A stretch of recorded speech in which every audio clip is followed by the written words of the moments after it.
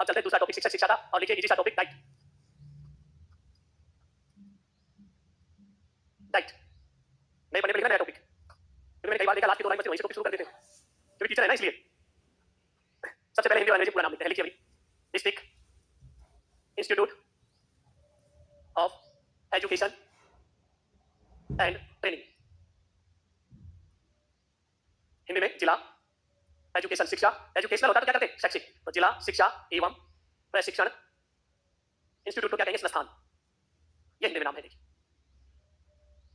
हिंदी और अंग्रेजी दोनों में लिखिए।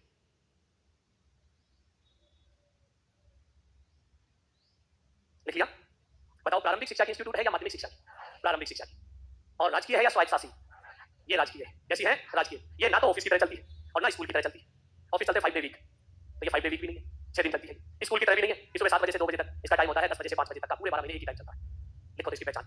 प्रारंभिक शिक्षा के अधीन एक स्वायत्त शासी संस्था, ना राजकीय संस्था, प्रारंभिक शिक्षा के अधीन, प्रारंभिक शिक्षा के अधीन एक राजकीय संस्था। दूसरी लाइन में लिखो जिला स्तर की सर्वोच्च अकादमिक संस्था, जिला स्तर की सर्वोच्च अकादमिक संस्था। मैंने आपको एक योजना पढ़ाई थी 1987 की, याद हो तो, शिक्षक शिक्षा पुनर्संरचना एवं पुनर्गठन योजना 1987। उस योजना से इसका क्या माना जाता है जन्म। इसका जन्म किससे होता है? उसी योजना जिसको मैंने लिखा देन, सबसे पहले इसके बारे में जिक्र किया गया था NEP 1986 में, एक तो उल्लेख यहां मिलता है। दूसरा देखिए इस नीति को लागू करने के लिए क्या बनाई गई थी, एक योजना बनाई गई थी, उसको फिर दोबारा से लिख रहा हूं मैं ताकि बार-बार लिखने से याद हो जाए आपको। शिक्षक शिक्षा पुनर्गठन या पुनर्संरचना एवं पुनर्गठन योजना 1987, यहां इनका उल्लेख मिलता है। पेपर में पूछा जाए डाइट किसकी देन है, दोनों ऑप्शन में आए तो दोनों ही सही, और दोनों में से एक आए तो एक को हमें सही करना। अब ये मत कहना सर दोनों आ जाए फिर एक पूछे तो, अब पेपर आप बनाओगे तब तो सही बनाओगे आप। इतने बारीकी से कोई व्यक्ति पेपर बनाएगा तो उसको पूरी ज्ञान होता है, इसलिए वो सारी चीजें बताएगा, क्योंकि और किताबों में किसी ने भी उल्लेख नहीं करा था ये आयोग का योजना कब बनी थी, सीधा लिखा था डाइट इसकी स्थापना ये था। लेकिन ये चीजें देखिए मूल उसमें मिलती है दस्तावेजों, उनमें लिखा हुआ है डाइट कैसे होता है, दोनों चीजें जल्दी। ये तो बोर्ड की तरफ देखते ही रहते हैं, लिखते कम है।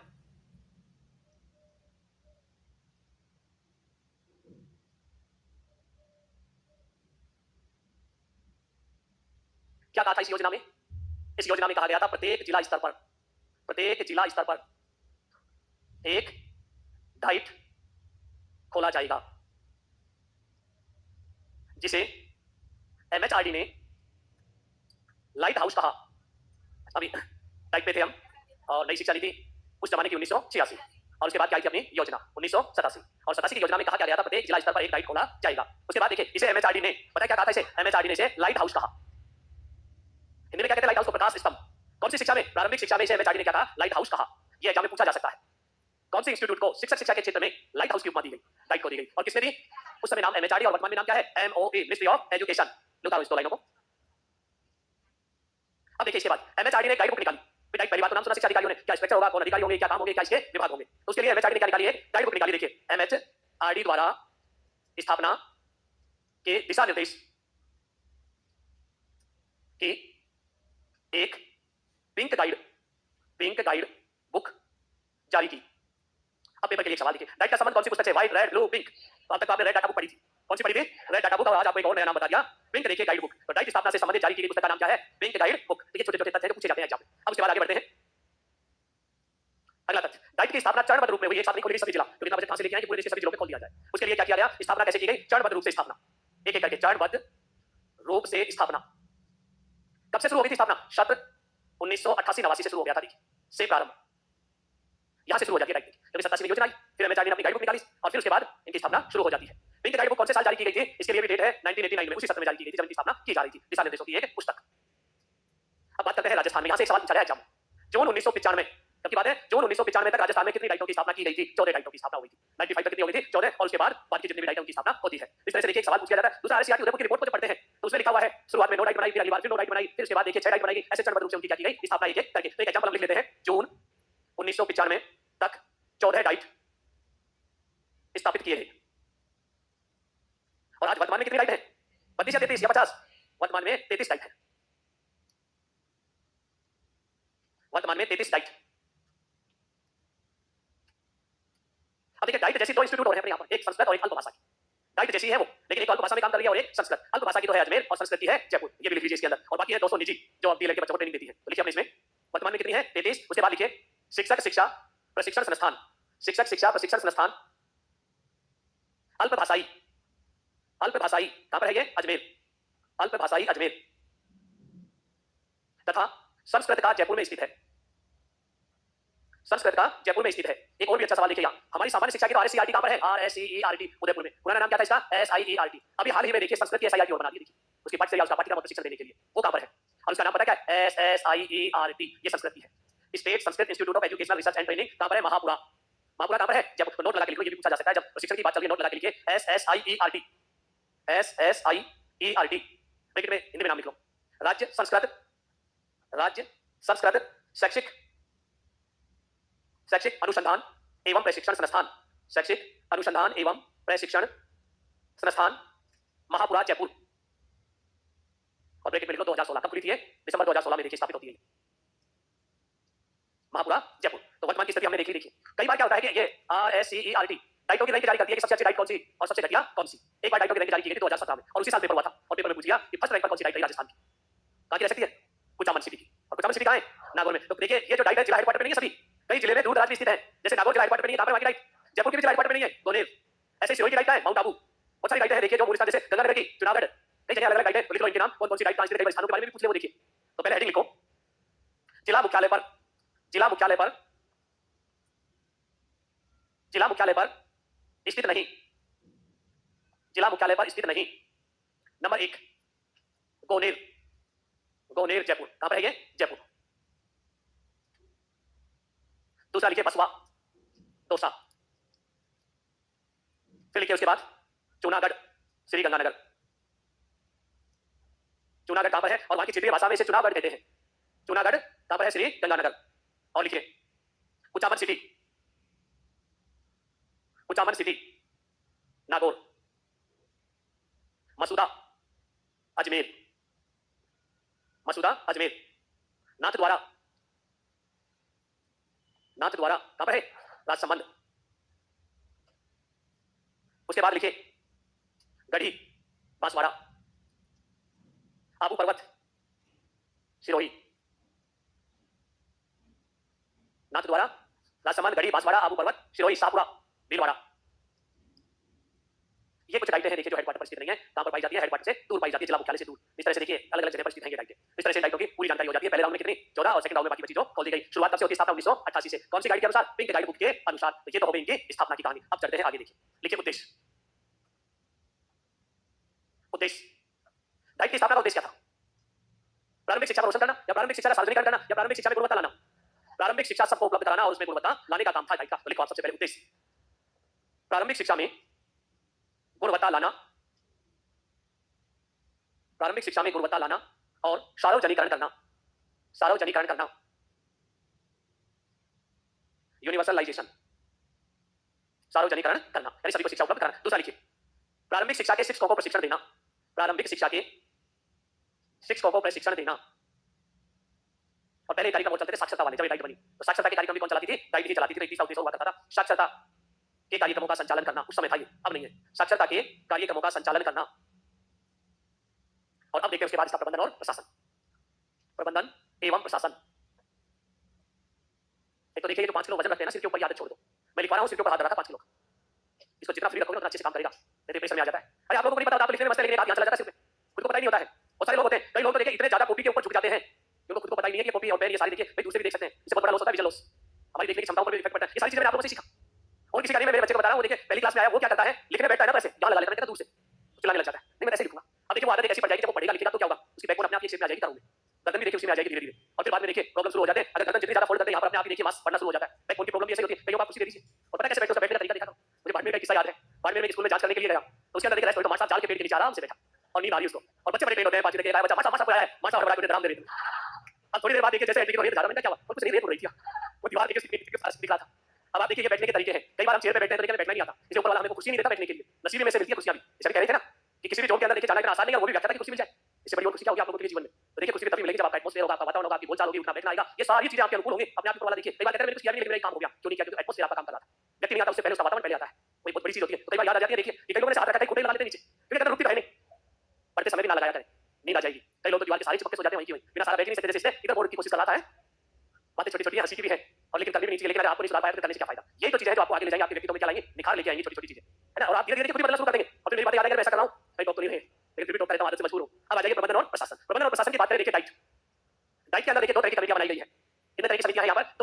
देखें, एक समिति का नाम है डीडीएमसी। क्या नाम है? डीडीएमसी। और एक कमेटी का नाम है पीएससी। दो कमेटियां हैं यहाँ पर देखिए, डीडीएमसी और पीएससी। डीडीएमसी क्या है? स्कूलों में तो सुना होगा ना आपने, SDMC, school development and management. ये स्कूल नहीं है, ये डाइट है, इसको किसमें बदल दो, डी में बदल दो। डाइट का पहला अक्षर क्या है? डी, इसलिए डीडीएमसी। नाम क्या बन गया? डाइट विकास एवं प्रबंधन समिति। देखिए डीडीएमसी, ये देखिए दो काम करके डाइट का विकास और संसाधन उपलब्ध कराने का काम, डाइट का डेवलपमेंट और उसके लिए संसाधन उपलब्ध कराना। मानवीय और भौतिक संसाधनों का प्रबंधन करती है। मानवीय और भौतिक संसाधनों का क्या करती है? मानवीय व भौतिक संसाधनों का प्रबंधन, विकास एवं प्रबंधन। अब बात आती है डीडीएमसी का अध्यक्ष कौन होगा? 12 सदस्यों की कमेटी होती है, इसका जो अध्यक्ष है वो होता है डाइट का प्रिंसिपल। कौन होगा? डाइट का प्राचार्य। इसका जो प्रिंसिपल है वो होगा, एक होगा इसका सचिव। सचिव कौन बनेगा? इसका एक विभाग है P&M, प्लानिंग एंड मैनेजमेंट का मुखिया। इस विभाग का जो मुखिया होगा वो इसका क्या बनेगा? सचिव बनेगा। बाकी डिटेल अपनी इतनी काम की है नहीं, तो पेपर में पूछा जाए डाइट के संसाधनों का विकास एवं प्रबंधन करने के लिए कौन सी कमेटी होती है? डीडीएमसी। और डीडीएमसी का अध्यक्ष प्राचार्य और सचिव प्लानिंग एंड मैनेजमेंट डिपार्टमेंट का मुखिया। ये तो पता लग जाएगा P&M क्या है, ये विभाग पढ़ाऊंगा तब। अब आते हैं देखिए पीएससी। पीएससी देखिए यहाँ पर प्रोग्राम एडवाइजरी कमेटी होती है। जितने भी कार्यक्रम चलते हैं डाइट में वो सारे के सारे कार्यक्रमों को ऑर्गेनाइज करती है।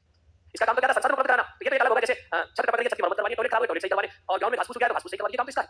लेकिन एकेडमिक काम ये देखती है कितने शिक्षकों को प्रशिक्षण देना है, क्या उनको देखिए उस समय क्या वातावरण के टीए देने, कब कौन सा विभाग क्या क्या काम करेगा, वो सारी काम होती है पीएससी में होती है। तो ये देखिए क्या है, इसका मैं नाम लिख देता हूं, प्रोग्राम कार्यक्रम एडवाइजरी सलाहकार कमेटी समिति। देखिए और कार्यक्रम कौन से होते हैं? हमारे अकादमिक, पढ़ने लिखने से संबंधित। देखिए अकादमिक कार्यों को सलाह देने वाली समिति को क्या कहा जाता है डाइट में? पीएसी, प्रोग्राम एडवाइजरी कमेटी कहते हैं, जिसका अध्यक्ष प्रिंसिपल होता है। देखिए प्राचार्य इसका, इस कमेटी का। बाकी लोग देखिए इसके अंदर मेंबर्स होते हैं, जितने भी जिला शिक्षा अधिकारी हैं, ब्लॉक शिक्षा अधिकारी, उसके अलावा दो प्रिंसिपल को लिया जाता है, और इसके अंदर जितने विभाग हैं प्रत्येक विभाग के मुखिया, सबकी मीटिंग होती है। और इसकी मीटिंग के कार्यक्रम कहां से आते हैं? वो आते हैं RSTI उदयपुर से। हर 3 महीने में एक बैठक होती है इसकी, कितने कार्यक्रम हो गए, कितने बाकी हैं, और पूरी एडवाइजरी कहां से आती है? वहीं से आती है। इस डाइट का भी कैलेंडर बनाएगा एक विभाग, या पेश करना पड़ता है, जब ये अप्रूव कर देता है तो कैलेंडर लागू हो जाता है। कैलेंडर का मतलब होता है कब कब कौन सी गतिविधियों का आयोजन करना है। तो हम यहां लिख सकते हैं अकादमिक कार्य। कौन से कार्यों के लिए? अकादमिक कार्यों के लिए ये कमेटी है। तो कितनी तरह की होगी इसका प्रबंधन प्रशासन की? 2 तरह की समितियां, एक तो डीडीएमसी और दूसरी कार्य सलाहकार कार्यक्रम सलाहकार समिति। क्या काम करती है? अकादमिक कार्य, और ये संसाधन उपलब्ध कराने का काम। ये तो है इसका प्रबंधन और प्रशासन। अब देखते हैं इसमें कौन कौन से पदाधिकारी होते हैं। उसको कहा जाता है संगठनात्मक स्वरूप। उसका उदाहरण जल्दी से फिर लिखते हैं आगे। अजय P&M, इसको इतना याद करो ना, मैंने कहा था थोड़ी देर पहले विभाग आएगा, डिटेल से जब पढ़ाऊंगा। Planning and management. अब यहां इतनी जगह नहीं है कि आप लिख पाएंगे, विभाग आगे आएगा। Planning and management, planning and management.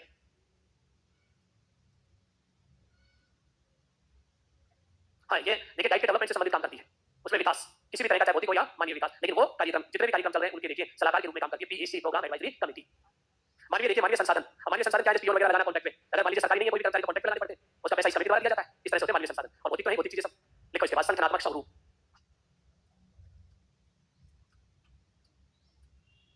सबसे बड़ा होता है इसका प्राचार्य। कौन होता है? प्रिंसिपल। क्या है इसका? मुखिया। कौन बनेगा प्रिंसिपल? डीओ रैंक का। देखिए कोई भी जिला शिक्षा अधिकारी रैंक का अधिकारी यहाँ पर क्या बन जाता है? प्रिंसिपल बन जाता है। उसके बाद देखिए प्रिंसिपल के नीचे होते हैं 2 तरह के कार्मिक, एकेडमिक और नॉन एकेडमिक।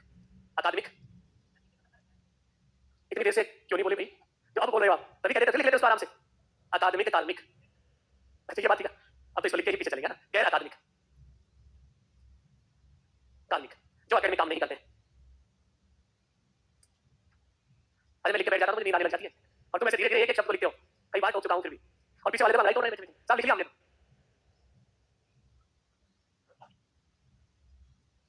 अच्छा जगह बदल लिया आपने ना, मैं ढूंढ रहा कि यहाँ नहीं है। अच्छा अच्छा अच्छा, तो सारे चुपचाप बैठे हैं, 2 जने लिख रहे हैं।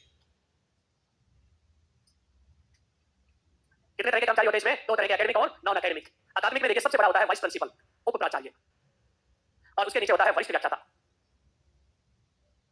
और उसके नीचे होता है व्याख्याता। अब बात आती है वाइस प्रिंसिपल कौन बनेगा? स्कूल का प्रिंसिपल, स्कूल प्राचार्य। देखिए वरिष्ठ व्याख्याता कौन बनेगा? स्कूल का प्रिंसिपल यहाँ आ सकता है। और यहाँ का क्या बनेगा? वरिष्ठ व्याख्याता और उप प्राचार्य। तो ये व्याख्याता कौन है? ये भी स्कूल का लेक्चरर, जैसे आप लोग। जैसे ही देखिए आप जॉब में आ जाए तो यहाँ आ सकते हो डाइट में। और डाइट के देखिए ना तो टाइम का झंझट होता है ना कुछ और होता है इसके अंदर। ये 10 से 5 चलता है, लेकिन इन सारों के लिए एमएड जरूरी है आने के लिए। क्या जरूरी है? अगर यही सरकार रहती तो बिना एमएड भी आ जाओगे, चेक होना चाहिए। लेकिन सरकार बदलती है तो वो एक कमेटी बिठाती है, और कमेटी निर्णय करती है, जो एमएड होते हैं उनका इंटरव्यू लेती है, फिर योग्य व्यक्तियों को भेजा जाता है। उसका चैनल थोड़ा जटिल है। और यहाँ तो आपके पास क्या होना चाहिए? पॉलिटिकल अप्रोच होनी चाहिए। आराम से देखिए बड़े बच्चों को पढ़ाओगे डीएलएड वालों, और कोई काम नहीं है। डीएलएड वाले कितने बच्चे मिलेंगे? 100 बच्चे मिलेंगे बस। साल भर 100 बच्चों को पढ़ाना, ये काम है पूरे साल में डाइट में। और स्कूल में जाओगे तो आपको पता है स्कूल तो 100 किलोमीटर दूर भी जाना पड़ता है, 50 किलोमीटर दूर भी जाना पड़ता है। अच्छी जगह है, लेकिन क्या हो हमारे पास? एमएड हो। अब बात करते हैं गैर अकादमिक, यानी गैर अकादमिक का मतलब सीधा है जो पढ़ाते लिखाते नहीं है, वो कार्मिक। कौन होगा? कार्यालय अध्यक्ष होगा, या जो भी होगा देखिए कार्यालय अध्यक्ष। उसके बाद देखिए यहाँ कौन होगा? लेखाधिकारी होगा, जो पैसों का लेन देन करता है। फिर कौन होगा? लिपिक होंगे, यहाँ बाबू होते हैं। बड़ा बाबू या प्रिंसिपल? बड़ा कौन होता है? प्रिंसिपल होता है या बाबू होता है? लेकिन दोनों टोल पे चले जाए तो बाबूजी का तो टोल माफ हो जाता है, प्रिंसिपल जमा साहब वापस उससे टोल ले लिया जाएगा। क्योंकि पता है बाबूजी का नाम क्या होता है प्रमोशन होने के बाद? अतिरिक्त प्रशासनिक अधिकारी। तो टोल वाले को क्या पता है कि ये प्रशासनिक अधिकारी है कौन सा? उसको समझ में नहीं आता कुछ भी। चाहे नेशनल टोल हो तो भी कहते जाओ साहब आपको। और हमारे देखिए आईएससी का प्रिंसिपल होता है संयुक्त निदेशक। अच्छा मास्टर हो लाओ पैसे तो टोल के, तो नाम से भी कई बार क्या पड़ता है? फर्क पड़ जाता है इन चीजों का। बता दिया सबने? लिखो देखिए, लाइन लिखो।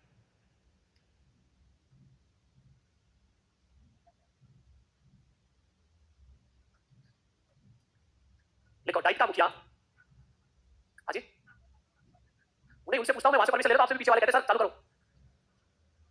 अच्छा, इसमें समझने का भी था कि मुखिया को, ठीक है भाई। अरे सीधा प्रिंसिपल, और प्रिंसिपल में समझना क्या था? चलो कोई बात, आप लिखो, जल्दी लिखिए। देखिए मेरी स्पीड ऐसे जब बढ़ती जाएगी, लेकिन आप खुद भी इतने जल्दी जल्दी लिखना शुरू कर दोगे, खुद को पता नहीं लगेगा स्पीड बढ़ गई है।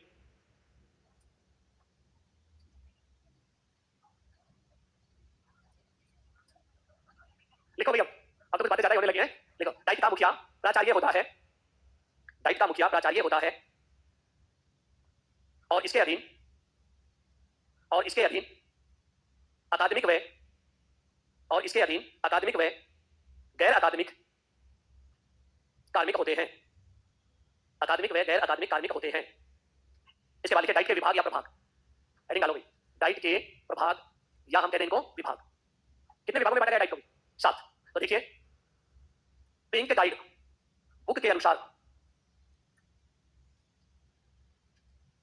पिंक गाइड बुक के अनुसार डाइट के 7 विभाग हैं। आप में से बहुत सारी गाइड लेके आएंगे, किताबें लेके आते हैं, कहते हैं साहब इसके इतने विभाग बता रहे हैं, इतने विभाग बता रहे हैं। मैं विद एविडेंस बोल रहा हूं, पिंक गाइड बुक ओरिजिनल किताब जो इसकी 1989 में प्रकाशित हुई, उसके अकॉर्डिंग उसकी मूल प्रति है मेरे पास, तो जब डाइट में काम किया तो वहां से फोटोकॉपी करवा ली थी मूल प्रति की, और उसी के अनुसार देखिए कितने विभागों के 7। इन विभागों को बांटा गया है 2 भागों में। 2 भागों में कैसे? एक तो सेवा पूरा और एक सेवा तालीम। एक विभाग ऐसा है जो सेवा पूरा ट्रेनिंग देता है, 6 विभाग है वो सेवा तालीम देते हैं। तो देखिए इन विभागों को हम याद करने की दृष्टि से कितने भागों में बांट देते हैं? 2 भागों में। एक विभाग को तो हम क्या कहेंगे? सेवा पूरा, सेवा पूरा शिक्षक शिक्षा, शिक्षक शिक्षा अंग्रेजी में क्या कहेंगे? प्री सर्विस टीचर एजुकेशन विभाग। एक डिपार्टमेंट तो यह है भी। बाकी बच गए 6, वो कैसे है? सेवा तालीम, सेवा तालीम विभाग। सेवा तालीम कितने हैं? 6, और टोटल कितने हो जाते हैं? 7। एक ये और 6 ये। अब 6 कौन कौन से पहले मैं शॉर्ट में लिखूंगा याद करने की दृष्टि से, उसके बाद एक एक को मैं डिटेल से पढ़ा दूंगा, है ना? कहीं आप ये सोचे सर ये क्या आ गया, पहले शॉर्ट में नाम लिख लीजिए आप। एक विभाग आता है WE वर्क एक्सपीरियंस का अनुभव विभाग। एक विभाग आता है DRU, नाम है इनके शॉर्ट में से, डिस्ट्रिक्ट रिसोर्स यूनिट। एक आता है ET एजुकेशनल टेक्नोलॉजी, शैक्षिक तकनीकी विभाग। उसके बाद एक विभाग आता है P&M प्लानिंग एंड मैनेजमेंट। और 2 विभाग हैं इसके इंपॉर्टेंट जिनके नाम पूछे जा सकते हैं एग्जाम में। एक का नाम तो है CMDE curriculum material development and evolution मूल्यांकन, और सबसे देखिए महत्वपूर्ण आता है आखिरी में विभाग, और उस विभाग का नाम है IFIC इन सर्विस प्रोग्राम। आई का तो क्या है? In service programme. एफ का मतलब होता है फील्ड इंटरेक्शन, क्षेत्रीय अंतःक्रिया, और फिर आई का होता है इनोवेशन नवाचार, और लास्ट सी का होता है कोऑर्डिनेशन समन्वय। सबसे ज्यादा इंपॉर्टेंट ये विभाग है इसमें, जो एग्जाम की दृष्टि से पूरा नाम पूछा जा सकता है, याद करने से याद होगा, कोई तुक्के नहीं है इसमें। इसलिए इनकी फुल फॉर्म जो लिख रखी है पन्ना भी दिया मैंने आपको, तुलनात्मक रूप से इसलिए दिया है कि सारे विभाग आपको ICRT ISC और डाइट के एक जगह पढ़ लो, आप मिल जाएगा, जिनको नहीं मिला है आप उतार लीजिए। टोटल कितने हो गए? 7। एक ये है और 6 ये है, टोटल हो गए 7। 1 + 6 = 7। और बहुत ही अच्छा सवाल पूछा जाता है, ऐसा कौन सा विभाग है जो सेवा पूरा देखिए शिक्षा देता है? कौन सा है? PSTE। उतार लीजिए विभागों के नाम, लिखो क्वेश्चन लिखो तो नीचे भी। निम्नलिखित में से एक क्वेश्चन लिख लीजिए भी। निम्नलिखित में से डाइट का कौन सा विभाग, डाइट का कौन सा विभाग सेवा पूर्व से संबंधित है? सेवा पूर्व से संबंधित है। Option A WE, option B DRU, option C IFIC, option D PSTE। उत्तर नहीं लगाना है, जब आप घर पे पढ़े तो हमें समझ में आएगी हाँ क्वेश्चन कैसे पूछेगा। एक सवाल और आया था, देखिए वो मैं आपको बता दूं। निम्नलिखित में से डाइट का विभाग नहीं है, एक ऑप्शन ये था, एक ये था, एक ये था, 3, और एक दिया था महिला शिक्षा। या देखिए हम ऐसे भी बना सकते हैं, डाइट का निम्नलिखित में से विभाग नहीं है, ऑप्शन ए, ऑप्शन बी, और ऑप्शन सी, और ऑप्शन डी। डी का है प्लानिंग एंड एडमिनिस्ट्रेशन, ये विभाग नहीं है, ये तो न्यूपा में होता है ये डिपार्टमेंट, तो न्यूपा का नाम ही होता है प्लानिंग एंड एडमिनिस्ट्रेशन। तो यहाँ एक ही जगह क्या है? मैनेजमेंट है। देखिए इस तरह से हम सवालों को देख सकते हैं, और कल पढ़ेंगे एक एक विभाग इनमें क्या क्या काम होता है, ताकि विस्तार से और याद करने की कोशिश किया करो शॉर्ट टर्म में पहले, और फिर आराम से डिटेल से याद कर लिया करो। आपको देखिए शब्दकोश लग दिया, एक शब्दकोश दिया गया है यहाँ पीछे, और ये जो शब्दकोश है ना नई शिक्षा नीति से लिया है। बहुत सारे नाम ऐसे आए जो मैंने बोले, हो सकता है मैंने उनको अंग्रेजी में लिखा, हिंदी में लिख दिया हो, या आगे आएंगे, तो इसलिए हिंदी में तो ऑलरेडी थे और इंग्लिश में मैंने प्रोवाइड कर, कुछ मीनिंग गलतियां हैं इनमें, वो पहचान करके लानी, आपको कौन कौन सी गलतियां हैं, कितनी गलतियां निकाल पाते हो आप, और जानबूझ के की हुई गलतियां हैं वो, इसलिए है कि आप पढ़ते भी हो या नहीं पढ़ते हो। ठीक है, कल मिलते हैं फिर।